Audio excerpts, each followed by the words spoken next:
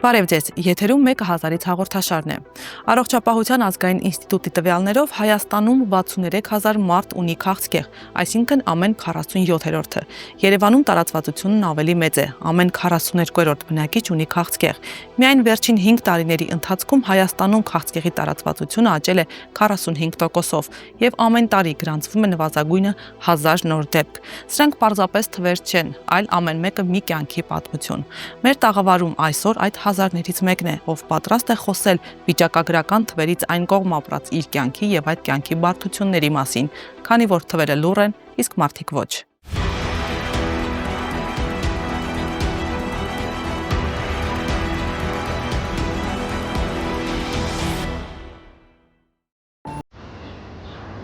Բարև ձեզ, ես Վիկտորիան եմ, 21 թվականից մոտ ծանբերվեց քաղցկեղ, բուժման ընթացքում վիրահատություն արեցին, արդեն 4-րդ տարին է ես պայքարում եմ, հիմա ինձ մոտ կրկնվեց, 21 թվին առաջի փուլը անցա բավական լավ, հիմա ինձ մոտ կրկնվեց եւ բուժումներ եմ ընդունում, հիմա էլ ընդունում եմ եւ բարդ էր պրոցեսը, արյան հետ կապված պրոցեսներ կան, բայց փառք մեր բժշկությանը եւ իսկապես հնարավորություն կար արտասահմանում բուժվելու գնալու, բայց ես որոշեցի, որ մեր հայ բժշկությունը ինձ ավելի մոտ է եւ ավելի հասկանալու եւ շատ շնորհակալ եմ իսկապես իրենցից։ Հիմա էլ անցնում եմ այդ բուժման պրոցեսը, ուզում եմ որպեսզի մեր մյուս հիվանդները հասկանան, որ դա դատավճիռ չի, դա կյանքի ինչ-որ էտապ է, որը պետք է անցնենք բավականին ուրախ եւ բավականին թեթև։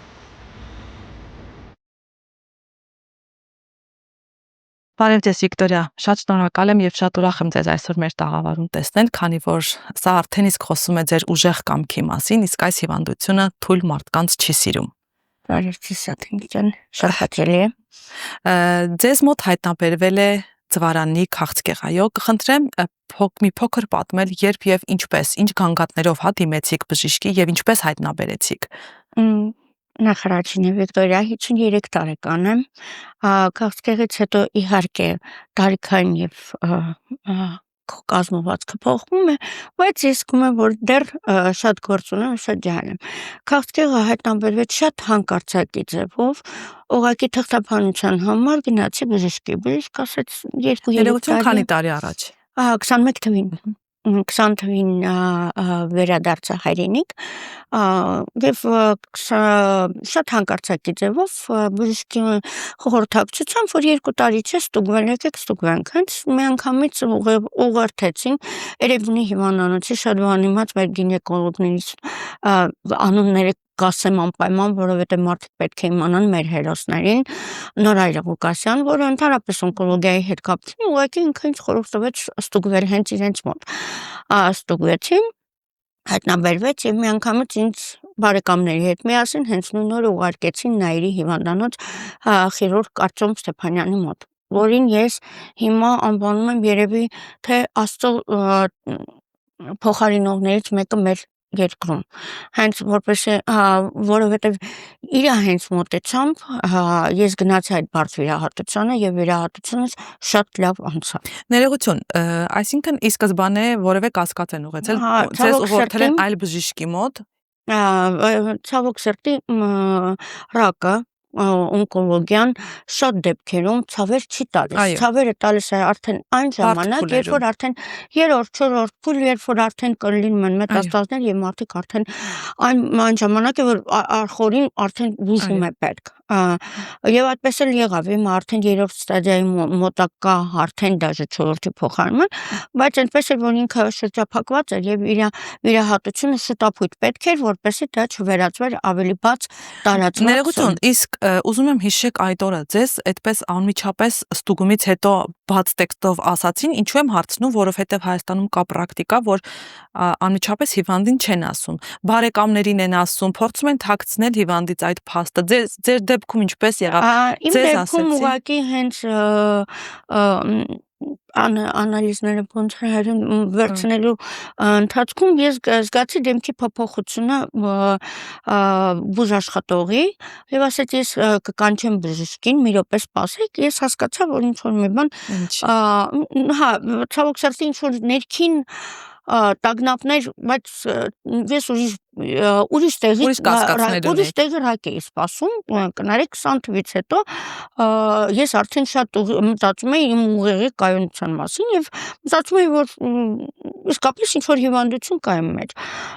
բայց զգացի, ասեցի մի կանչեք, խնդրում եմ, ինքը մեր շատ մոտ մարդ է, ինքը իմ բարեկամներին կասի ինձ ասեց, չէ, իրավունք չունեմ չկանչելու։ Եվ բժիշկը երբ որ ներս եկավ, որ ասաց, որ պետք է հետազոտություններ, որպեսզի հասկանանք ինչ է, ես ուղիղ հարցը տվեցի, ասեցի, ես ամեն ինչ հասկանում եմ,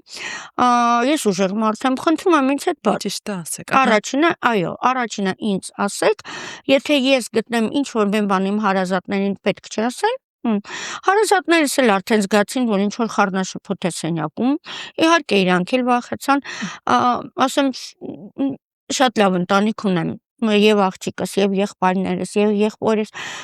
եղբայրներիս կանայք, երեխաները այնքան նվիրված են ինձ, եղբորիս կինը երևի ինձանից շատ վախեցավ։ Իր աչքերին նայելով ես ինքս էի սկսում վախենալ, բայց շատ միանգամից բոլորը մոբիլիզացվեցին, հասկացան, որ ժամանակ չունեն։ Դուք ինչպես ընդունեցիք այդ փաստը։ Նայեք, ուզում եմ այստեղ Չարլզ Դիկենսին ցիտել, որովհետև նա ասում էր դժվարությունից պետք չի ընկրկել, պետք է անմիջապես դրա աչքերին նայել, որպեսզի կարողանաս հաղթել։ Իսկ այս չարաբաստիկ հիվանդության դեպքում ամենաբարդը հենց աչքերին նայելն է, հա, այդ հիվանդության, որովհետև մարդու մոտ ինքնապաշտպանական ռեակցիա է սկսվում եւ փորձում ես արդարացնել, հերքել, որ դա կարող է քեզ հետ պատահել։ Մի անգամ ինչպես ընդունեցիք դուք այդ փաստը։ Առաջինը ինձ մոտ հերքում երբեք չի եղել։ Միանգամից ընդունեցի, որ այո, դա այդ հիվանդությունը իմ մոտ կա։ Այսինքն դուք նաև մինչ ստուգումները ունեիք կասկածներ, ես ճիշտ եմ ենթադրում։ Չէ, կասկածներ չունեի, ուղղակի ներքին ցավոք սրտի 20 թվից հետո եւ ամուսինս մահացավ եւ մեր հայրենիքի այս իրավիճակը ինձ շատ վատ ազդեց իմ եւ առողջականի եւ հոգեկանի վրա։ Ես ինքս զգում էի շատ մեծ թուլություն։ Հենց երևի կանխազգուշացական այո, ինքս ունեի, բայց եւ ընդհանուր օրգանիզմի թուլությունը, ընդհանուր ապատյան կյանքի հանդեպ, դա ցույց էր տալիս, որ ինչ որ մի բան իմ մոտ այն չի։ Բայց դա վերագրում է իմ դեպրեսիոն սիտուացիային, ամուսնուս կորցնելուց, պատերազմական ցավից, դրա հետ լուրը լսելուց հետո ձեր զգացողությունները։ Լուրը լսելուց հետո իհարկե առաջինը ասեցի ես ոչ մի բան չեմ անելու, ինչքան ինձ տված է, այդքան կապրեմ, всё, ընդունիր, որ դու հիվանդ ես, աշխարհը այդպես է, ցավոք սրտի ամուսինս էլ առողջ էր, տանից դուրս եկավ, տուն չվերադարձավ, առողջ բարբերական եմ, բայց իր 57 տարեկանի համար ինքնապաշտպանական ռեակցիա, հա, ցույց չէր տալիս, չէ, ընդունեցի, որ լավ, բայց ասել եք բուժում չեմ անի, սա է ինքնապաշտպանական ռեակցիա։ Ես ընդունեցի, որ գալու եմ տուն, գնացինք բժշկի, ասեցին օպերացիա է պետք, միանգամից նորմալ մարդը սկսում է հաշվարկել իր հնարավորությունները։ Դու հասկանում ես, որ դա եւ ֆինանսապես եւ հոգեպես շատ բարդ բան է։ Եվ եթե դու չունես այնպիսի ֆինանսներ, որ դու կարող ես իսկապես հանգիստ դա քո առողջության համար ծախսել, դու իսկապես մտածում ես, ասում ես, լավ, 50 տարեկան եմ լինում, արդեն կյանքը տեսել եմ, փառք Աստծո, մեծ աղջիկ ունեմ, աղջիկս ոտքի վրա աշխատանք ունի, ավարտած շատ խելացի։ Վիկտորիա, այսինքն դուք այդ պահին սկսում եք արդեն դասավորել ձեր առաջիկա կյանքը, ինչ կհասցնեմ անել, ինչ եմ հասցրել անել, այսինքն այդ պահին միանգամից ձեզ թվում է, որ դա դատավճիռ է եւ դուք փորձում եք համակերպվել այդ դատավճռի հետ, ոչ թե ես միանգամից ընդունեցի, որ շատ հնարավոր է, որ օպերացիայից հետո ես շատ կարճ ապրեմ։ Կամ մինչև օպերացիա չգնամ, օպերացիան էլ չապրեմ։ Միանգամից ինձ ընդունեցի, որ լավ ընդունիր, ինչ կա, սա է։ Պետքա հիմա ուղղակի պետք է մտածես, այնպես անես ռացիոնալ։ Առաջինը իմ մոտ միացավ ռացիոնալիզմը, որպեսզի իմ երեխան, իմ եղբայրները, իմ հարազատները, դե կինը միշտ առաջին իրեն հետ է տանում, առաջին իր ընտանիքի հարցերն է, չէ, շատ չտուժվեն։ Առաջինը դա։ Ու ասացի վсё, ընդունեցի, հիմա ինչքան կա, այդքան կապրեմ, Աստված խնդրում եմ, մենակ ցավեր չտաս, տանելուց առանց ցավ, խնդրում եմ։ Եվ ամեն միտքս դա էր։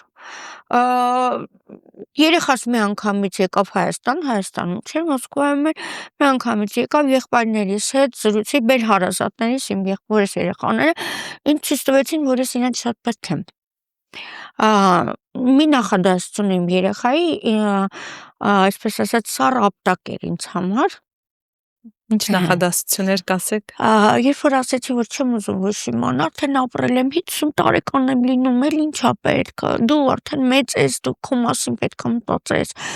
եղբայրս թորնիկներ ունի, մյուս եղբայրս երեխաներ, հիմա ինչ ժամանակն է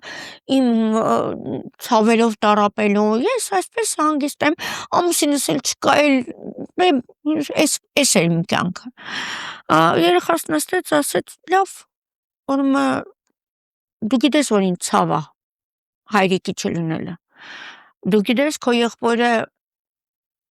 մյուս եղբորդ երեխաներին ցավ է իրենց տատիկ պապիկի ու քո մամայի պապայի չլինելը։ Դու քո մամայի պապայից տանելուց հետո դու հասկանում ես, որ մենք քո գնալն էլ հանգիստ ենք ընդունելու, մենք չենք ցավալու, մենք չենք տառապելու։ Դե եթե այդպես ես մտածում, եթե դու մտածում ես, որ իմ համար միևնույն է, իմ մայրը կա, թե չկա, դե կլացեմ մի շաբաթ կանցնի կգնա, ուրեմն հիմա արդեն մոռացի, որ ես կամ, ես էլ գնամ մի շաբաթ լացեմ։ Շատ կոպիտ հնչեց, սկզբում իսկապես մտածեցի, նույնիսկ ես այդքան իմ երեխայի համար այդքան թեթև եմ։ Հետո հասկացա իր ասացի խորությունը։ Նույն երեկո, նույն խոսակցությունը անկախ իմ երեխայի հետ խոսելուց եղավ իմ եղբայրների հետ, որ դու գիտես մեր պապայի մամայի մահը մեզ ինչ է տվել։ Դու մեր միակ քույրն ես եւ ոնց լինի, ինչքան պետք լինի, ինչ լինի, մենք դա անելու ենք։ Դու ցանկություն ունես մեզ կոտրելու, դու ուզում ես, որ մենք կոտրվենք, մենք ուժ ունենանք, իսկ եթե դու թողես մեզ ասես ոչինչ պետք չի,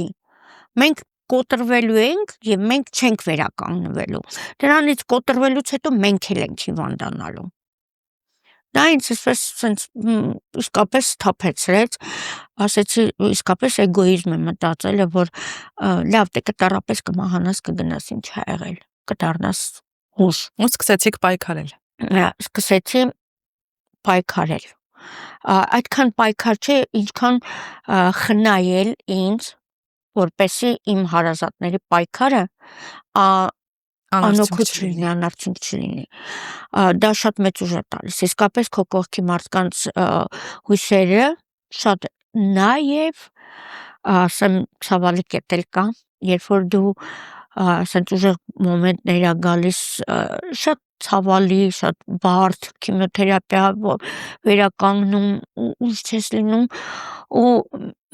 մի հատ տնքում ես ու քո հարազատը արդեն այսպես վախոտ աչքերով վայ ինչ եղավ, վայ ինչ անեմ, վայ էս տամ, վայ դու ինքդ ասում ես լավ չէ, մի տնքած հանգիստ։ Ցավը սկսում եք լուր տանել։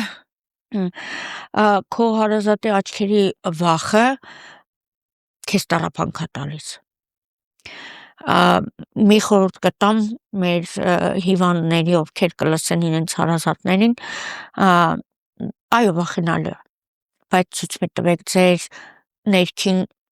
վախը չէ ուղղակի իրանց այդ անհանգստությունը քեզ բանանում, չես ուզում որ իրանք տառապեն։ Այսինքն պետք է հոգ տանեն առանց ճնշելու դիմացինին։ Հա, երևի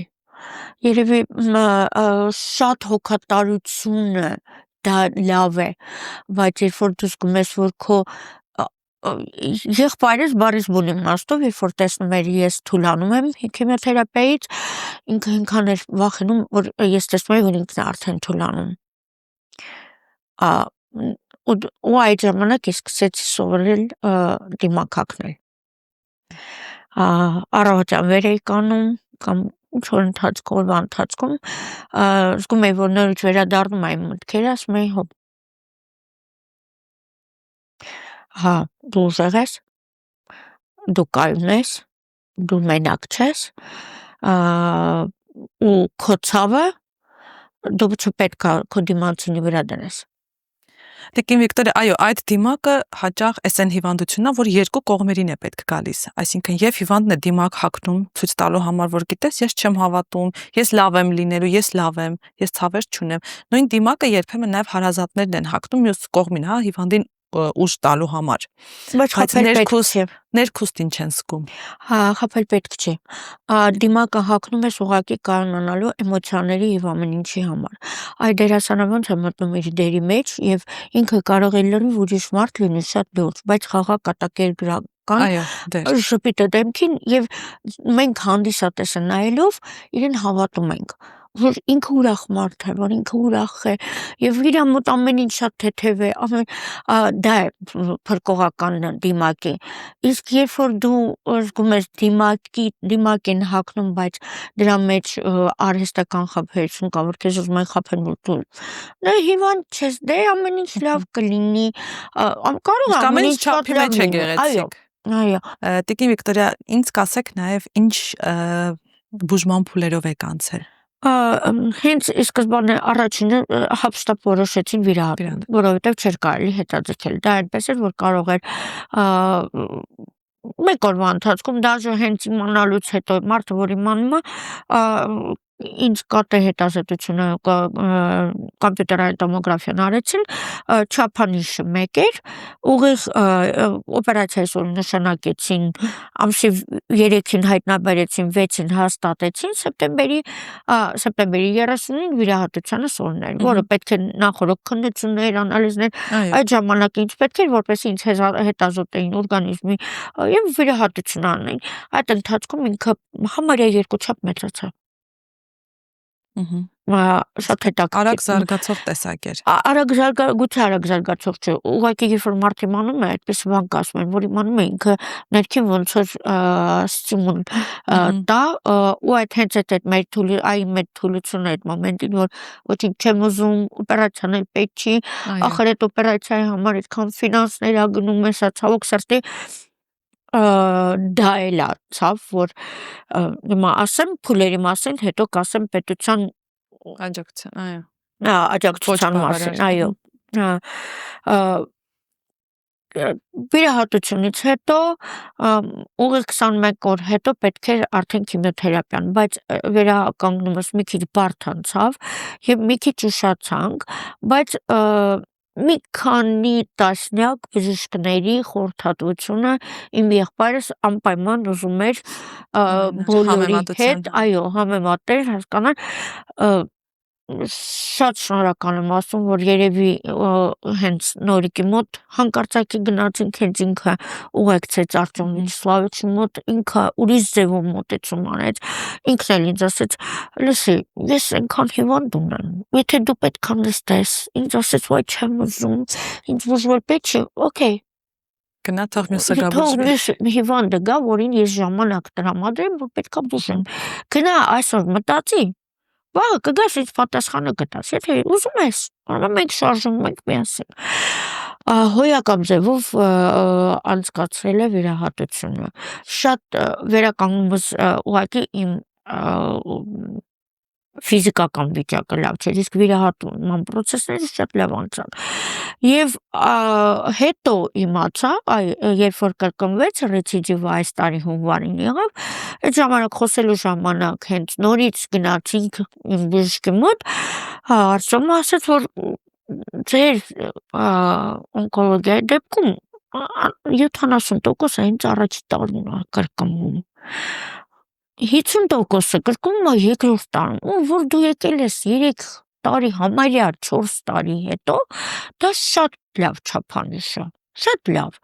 Ու որ հենց առաջի փուլն է, որ գտել ենք, ու քանի որ ես իմ հաճախական ստուգումները երբեք բաց չէի թողում, պարտաճանաչ անում էի։ Ու ասեմ ոչ թե իմ համար, այլ իմ հենց հարազատների ջանքերի համար։ Ես հասկանում եմ, որ իրավունք չունեմ բոլորի բժիշկների, հարազատների երեխայիս արած գործը իմ ծիլիկության չգնալու թուլության համար թողել։ Պարտաճանաչ անալիզների, կատաների, մրտների հետազոտությունների բոլոր գնում էի։ Ու ես իմացա, որ փաստորեն այսպես որ իմ մոտ հիմա որովայնում մանր կետեր կան եւ մի քանի լիմֆատիկ սիստեմայում մետաստազներ ա տվել, դա այդքան վատ իրավիճակ չի, իմ համար կարող էր ավելի վատ լինել, ավելի ծավալված, ուղղակի շատ էլ նորից խորհրդակցեցինք, նորից վիրահատության խորհուրդ տվեցին։ Բայց մինչև այդ ես պատմեմ իմ անցած քիմիոթերապիայի։ Շատ բժիշկների հետ հանդիպումներից, խորհուրդներից, բոլորի հետ խոսելուց ես իմ սրտի բժշկին գտա։ Ես հավատացի Լիլիթ Հովսեփյանը, Միքայելյան հիվանդանոցի օնկոլոգիայի բաժնի ղեկավարը, մենք իրեն մոտ եկանք խորհրդակցության, շատ բաց, շատ կարճ ժամանակում, բայց շատ բաց, շատ հստակ ինձ բացատրեց եւ կարևորը ինձ ասեց ինչ է սպասում։ Ու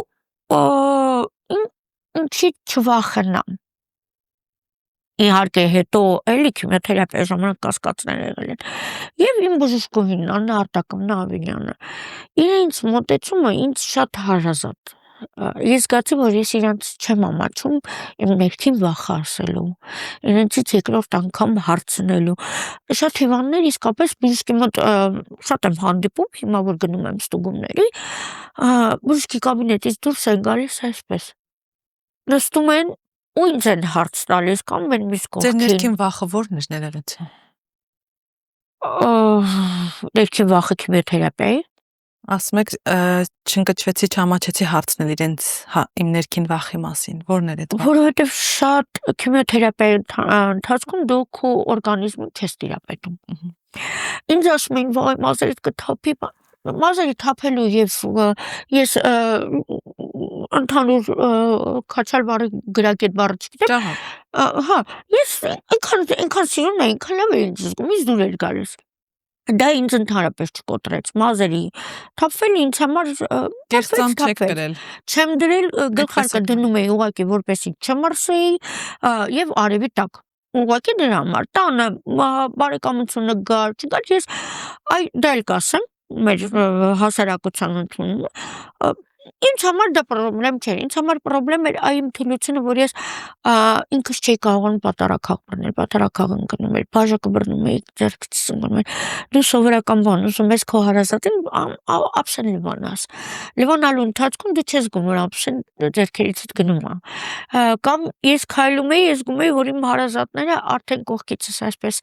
բռնելով, ասում են մի բռնեք։ Ու զգում էի, որ իրանք վախենում են, որ ես ու եղել է ուսաթափություններ է եղել, այրան շատ մեծ խնդիրներ։ Քիմիոթերապիայից հետո։ Քիմիոթերապիայի ժամանակ։ Այո, դե սրտխառնոցները սովորական պրոցես էր։ Դու պետք է առավոտ զարթնեիր, քեզ մեծ գերագույն ուժ գտնեիր, որպեսզի անկողնուց վեր կանայր նստեիր։ Ցավում էր ոտքի եղունգներից մինչև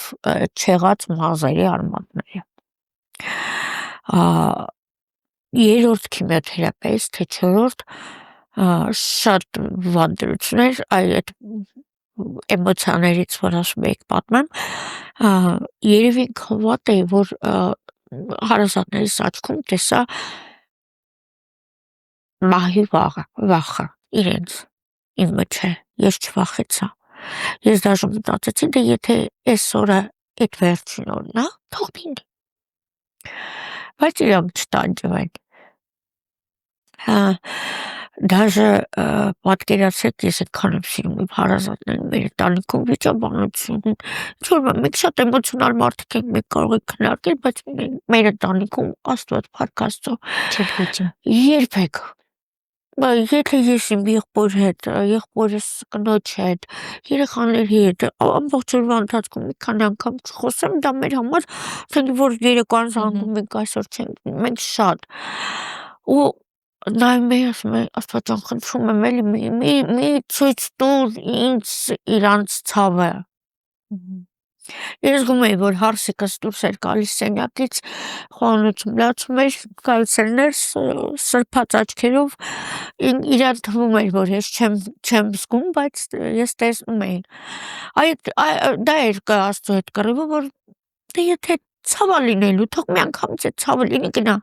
Բայց եթե ես ապրելու մարդ եմ, անում եմ ուժ ծիր, ուտուր, ինձ դիմադրելու այդ ցավերին։ Զգացի, որ ես ինքս էլ պետք է կան հատուկ հիգիենիկ միջոցներ։ Ես ասացի չէ, ես ինքս պետք է գնամ լողանալը, սան հանգույցը ամբողջովին ինքս պետք է նստեմ ուտեմ, ասում են բերենք անկողնու մեջ, ասում են չէ, ես չի եք ինձ ինվալիդի տեղ դնում, այդ վեճը մեր դա է, ասում են մենք քեզ չենք դնում հիվան, ուղղակի ուզում ենք, որ դու քո ուժերը խնայես, իսկ ես հասկանում էի, որ ինչքան ես խնայում եմ, այնքան ես թուլանում եմ։ Ինչքան ես շատ պարկում եմ, այնքան ես պարկում եմ։ Ես պատահական չասեցի, որ այդ հիվանդությունը թույլ մարդկանց չի սիրում։ Դա թույլ չի տալիս վեր կենալ։ Մկանները դա սարճում, մկանները թուլանում, կորցնում ես քո հատկությունը։ Ես օրինակ ուզում էի ինչ-որ բան վերցնի, ձեռքս ուրիշ ուղղությամբ էր գնում։ Իմ ուղեղի ստիմուլները չէր հասնում։ Շատ դժվար էր, իսկապես դժվար էր։ Քանի կուրս եք անցել քիմիաթերապիայի։ Հիմա որ ասեք, առաջինը ճիշտ ասած պետք է ընդունեի 6, թե հետո 2 նորից նշանակեցին դարձավ 8, թե պետք է 8 ընդունեի տան, թե 21 թիվը վсё գնաց իմ համար 22 թվի մարտին ես վերջացրեցի քիմիոթերապիան, փակեցի էջը եւ հիշում էի, երբ որ բժիշկները թղթեր տալիս են, ասում են, վсё, այստեղ գրված է։ Չեմ անընդհատ վայ էս անդան։ Ու նորից սկսեցի վերականգնման process-ը քիմիոթերապիայից հետո 3-4 քիմիան շատ արդեն օրգանիզմը լրիվ թուլանում, հոգեպես ուղղությունը լույսը չես տեսնում, այդ ժամանակ պետք է չկորցնել այդ adekvat ունակությունը, մտածելով, որ լավ, դաժե եթե դժվար է ու չեև ոչ որ չգիտի իրա վերջը, առողջ մարդն էլ վրա վստահ չի։ Լավ, ուրեմն պետք է այնպես անեմ, որ դա որակով անցնի։ Տիկին Վիկտորիա, նաև սա այն քիչ հիվանդություններից է, որ ահռելի մեծ ծախսերի հետ է կապված եւ շատ հաճախ մարդիկ կամ հրաժարվում են, կամ չեն կարողանում ստանալ, կամ դիմում են դրամահավաքների օգնությանը։ Այդ ցավալի ցավոք այ հենց վախը դա է, որ քո հարազատներին դու դնելու ես ինչ-որ մի մեծ բեռի տակ։ Մտածում ես լավ, դու գիտես բոլորի հնարավորությունը։ Եվ այ հենց շատ մարդիկ, որոնք հասկանում են, որ իրենք քեզ չեն կարող օգնել, ու մտածում են լավ, դե որ ամեն օր զանգենք, խոսանք, կամ գնանք տեսնենք, ու ինչ-որ բանը պետք է օգնենք, չենք կարա, ոնց անենք, ավելի լավ է չզանգենք, ավելի լավ է չգնանք։ Կար այդ բանը, զգացվում էր, ուզում էի, շատ մարդկանց ուզում էի ժողովուրդ, ախր դուք որ ինձ զանգեք, ես պարտադիր չի, որ պետք է միայն հիվանդության մասին խոսեմ։ Այսինքն այդ ընթացքում նաև եղան մարդիկ, ովքեր դադարեցրեցին շփումը կամ նվազեցրեցին իրենց շփումները, հա? Շատ ավելի շատ, քան այն մարդիկ, որոնք մնացին քո հետ մշտական։ Այսինքն այս հիվանդությունը նաև մարդկանց զտելու Այո, իրենք որ վախենում են քեզ, մտածում են, որ եթե դու հիվանդ ես, միայն պետք է խոսվի այդ հիվանդության մասին, ինչ որ հույսեր պետք է տան, բայց իրանք հասկանում են, որ չեն կարող տալ, կամ հենց թեկուզ հասկանալով, որ դա ֆինանսապես շատ դժվար է, մարդիկ միշտ մտածում են, ախր մենք էլ պետք է օգնենք, բայց չենք կարողանում օգնենք, ուրեմն ավելի լավ է նվազեցնենք, ամոթ է, ամոթ բառը շատ մեր հայկական իրականության մեջ ցավոք շատ բաների խանգարում է, շատ դժվար է ընտանիքի համար, իսկապես շատ դժվար է,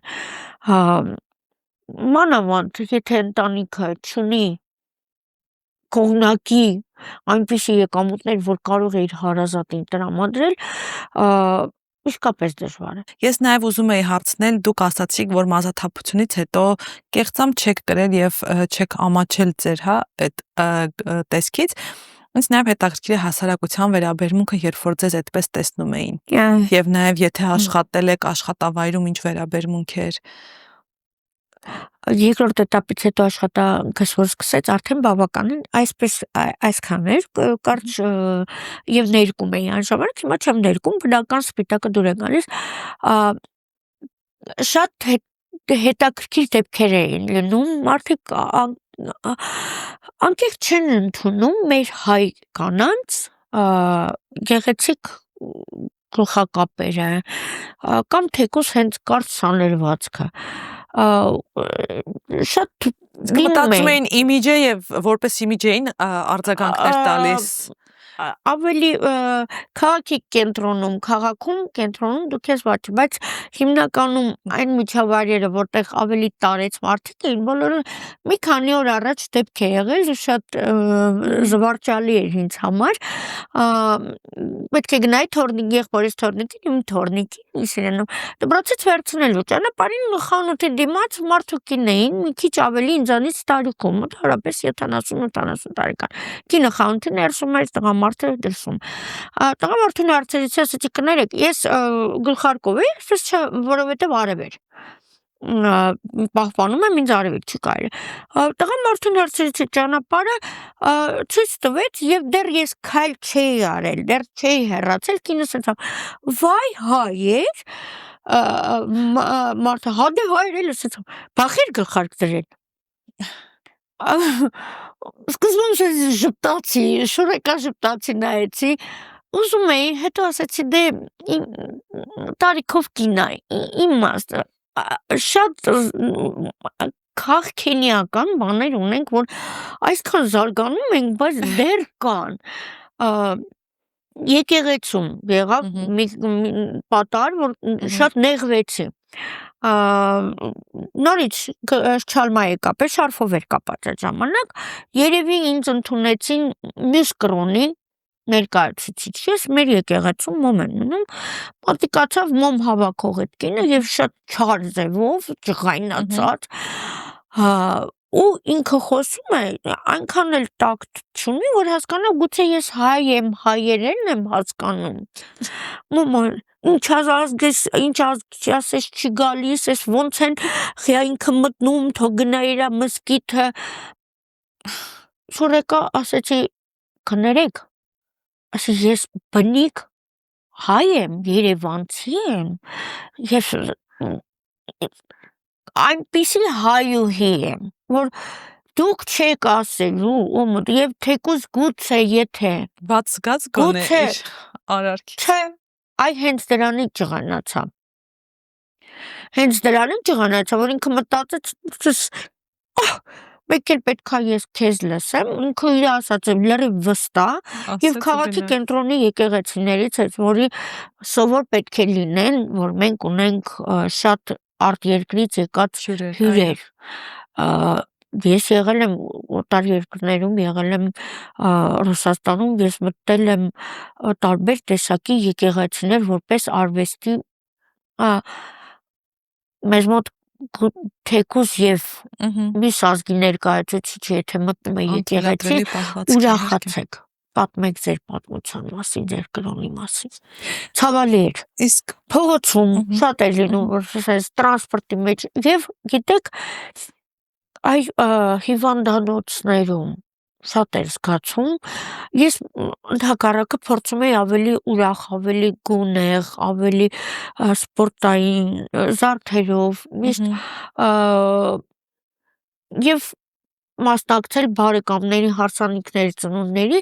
իմ մոտիկ բարեկամությունը ինձ իմանալով, իրենք գիտեն, որ ես շատ ուժեղ մարդ լինելով, եթե ես եկել եմ ուրախության, ես լիովին այդ մարդու համար ուրախանում եմ, ես պարում եմ, ես երգում եմ, թեկուզ ներքին ես շատ մեծ ցավ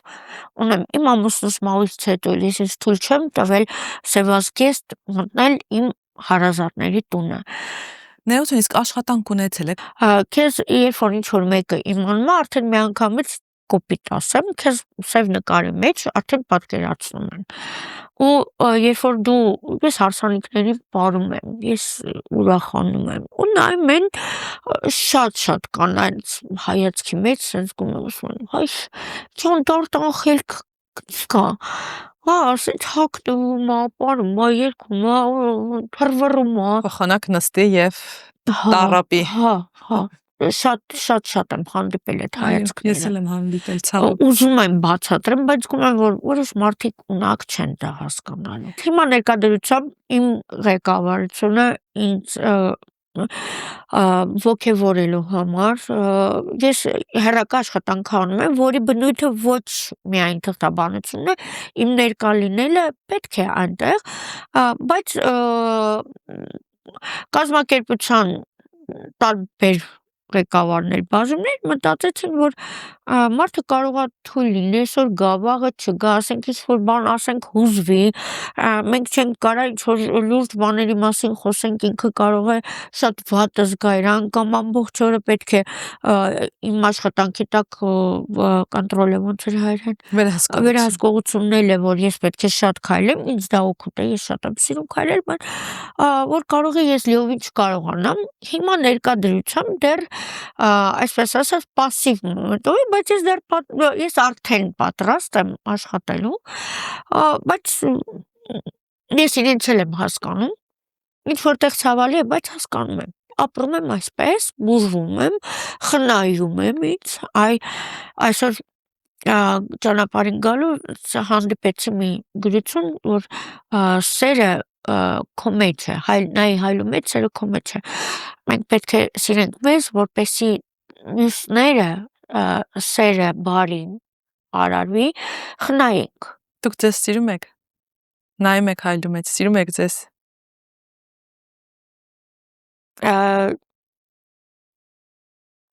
Երևի երեխայիս հարազատներիս ավելի շատ եմ սիրում։ Ցավոք հայ կանանց մեծ մասն է ձեր պես մտածում։ Բայց այդ պարտականությունը, պարտաճանաչությունը երևի թե ինձ փրկում է։ Եթե հարցը լիներ, որ երբևիցե եթե զգայի, որ իրենց համար ես այդքան թանկ չէ,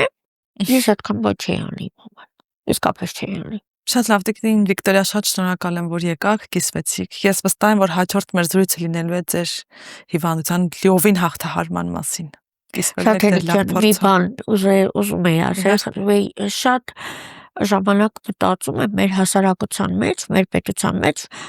պակասում է մի կազմակերպություն, որտեղ մեր նման հիվանդները կան ծերունական բաներ, չէ՞ որ գալիս են որ հիվանդանոցում իրար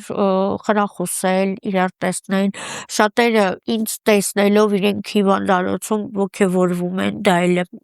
փորձի փոխանակում, ձեր անցած ճանապարհով կիսվեք։ Ինչ-որ մի ակումբի նման, ինչ-որ մի ու դա պետության կողմից պետք է կազմակերպվի։ Որտեղ մարդիկ երբ ուզենան գնան, նստեն, զրուցեն, հանդիպեն, գուցե հեռուստատեսությունը դա օգնի, գուցե ինչ-որ բարերարներ մտածեն, ինչ-որ մի հավաքույթի հնարավորություն։ Այո։ Սա որպես առաջարկ թողնչի, գուցե պատկան մարմինները կլսեն կամ ինչ-որ մեկը կլսի եւ եթե ինչ-որ օգնության կարիք լինի դա կազմակերպելու, ես էլ եմ պատրաստ։ Եղավ։ Շնորհակալ եմ շատ։ Շատ շնորհակալ եմ ձեզ։ Առողջ եղեք։